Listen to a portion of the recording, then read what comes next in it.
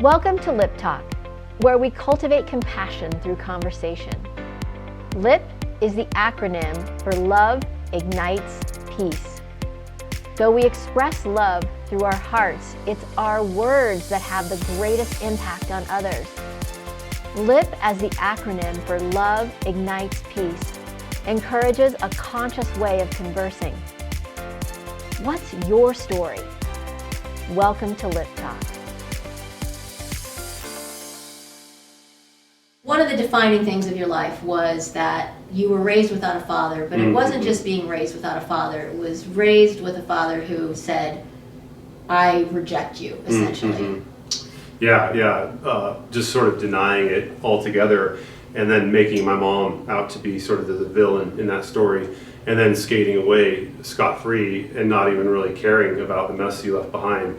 And other things, I lightly touched on it, is just the mess that you really did leave behind and the wreckage, like my mom struggling to do those things and rolling with the biker gang, and then in result, the stuff that I saw, rolling with that biker gang and growing up watching people beat on my mom or like stuff like that, that's all stuff that he did. And again, he was a child as well, trying to do the compassion thing, trying to like see life through his lens. But so I take that into accountability. He was a young man. He was probably desperate himself, but still, I have to. When I look at my father, I look at a man who did that, who decided to make a decision and not own up to something that he did.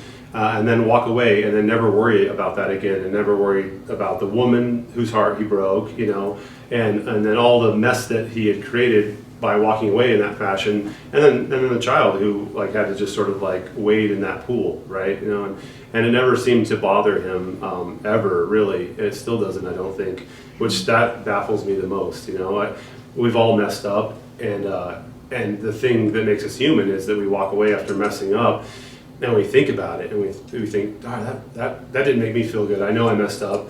I know it didn't make them feel good. So I gotta do right. If my ego's not letting me do that now, I need to give myself time, and then eventually do right by whatever I did messing up, and go and correct that, and then walk away learned from that. And it doesn't ever seem like that happened with him. Maybe it did, but he's never shown the outside world that he went through those processes. I know that you had a child when you were relatively young as well. Mm-hmm. Is that when you said, hey, I have suffered. I know that I have baggage from this, but I'm making a conscious choice to not be what I saw growing up. Yeah, that's a great point. I had my son Liam when I was like 25, not quite as young as my father did when he had me. I had to think about all that, and honestly, thinking about all that, it made me realize more about what kind of dad I did want to be, and so, it's a strange thing to think about the fact that I could honestly, I have a desire. I don't personally want to do it, but I sort of put it out there, a thanks to my father for being such a ding-dong of a dad, or lack thereof, that had made me in return be a heck of a dad, I think. And I've been told that a number of times, that I'm a great dad and I've raised some wonderful children. And I really, obviously I don't have him wholly to thank, but he's a big part of that, He's definitely had crafted my idea of what I wanted to do with my children and how I wanted to be with them. So, yeah. What message would you like to give to all those young boys, young men out there who have grown up without a father? I would probably just like to tell them life is vast and life is rich. It's not always easy, and it's never really what you thought it was going to be. But if you just sort of hold in and you hold tight and you stick with the ones that you love and that treat you good and treat you right, you always find a way out of the maze. You always find a way out of the problem. The solution's always there. I would just say stick with it.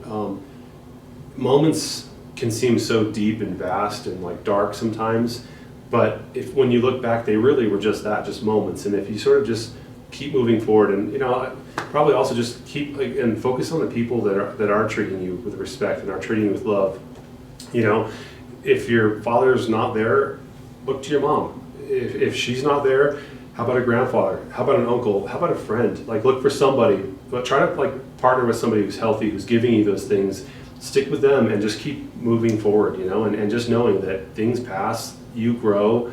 And to be honest with you, those experiences are going to make you way more unique than any other person you're going to sit next to in college later. You have these stories, and it doesn't matter what you become in life, you know, a veterinarian, a writer, an airplane pilot, it's going to make you a richer person. You're going to have better stories to tell. You're going to have more compassion and heart for your children. It's going to shape you in a way that's going to make you way more rich than somebody who had to leave it to Beaver lifestyle growing up. So in a weird way, and I know it's hard, the moments, those dark moments, you got to look at it as a gift. It's a perverted way to look at it, but it honestly is a gift, you know?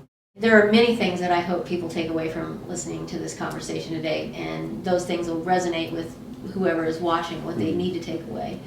But I do think it's important that when you only have one parent and you don't have another parent, or whatever it is in your life, we're in this thousands of different combinations, right, for what families look like and what those do to you. Try to focus on the ones that are supporting you, because they're the ones that are really advocating for the authentic you. Yep, you're exactly right. I mean, I think that's the bare meaning of Love Ignites Peace, right? You go to those loving beams of light, just cling to them, and sometimes you don't want to even be around that. I'm too angry right now, or I need time to think about how much I hate that person or that thing. And, you know, go through those emotions for a little bit, time box it to yourself and go through those emotions, because they're healthy and they're necessary. It's obviously something welling up inside of you. Then get it out of your system in a healthy way, and then go back over to, like you just said, those positive points in your life, those positive people. And again, like you just said, you know, everybody's got problems. Everybody's got stories. Everyone's got issues. It's actually something I now, going through life, I try to think about often. And again, I think it goes back to my mom telling me, consider the source. What did they go through? And I do that now too. You know, I think about all the things that I went through, and I try to think, oh man, hold on, before I get all angry and I judge this person and I cut them off and I don't have any, let me think about, I think I remember them telling me this story, and I try to like hurry and quickly think about why I'm having this thought about this person or this conflict, and at least try to do my due diligence and like and put that in front of a decision or an action. You know, it doesn't happen all the time, but I try to do that. And again, like I said, it goes back to that Love Ignites Peace, and just choosing compassion before you let anything else sort of take the wheel of your life and steer you into a curb or somewhere you don't want to go. Very well said. Thank you. Christian, thank you so much. You are a beautiful person, a special person, and it has been extraordinary working with you at Love Ignites Peace. Awesome, So, likewise. Thank you so much. thank you for taking the time to do this as well. My privilege. Yeah. Thank you. Ours as well. Thanks.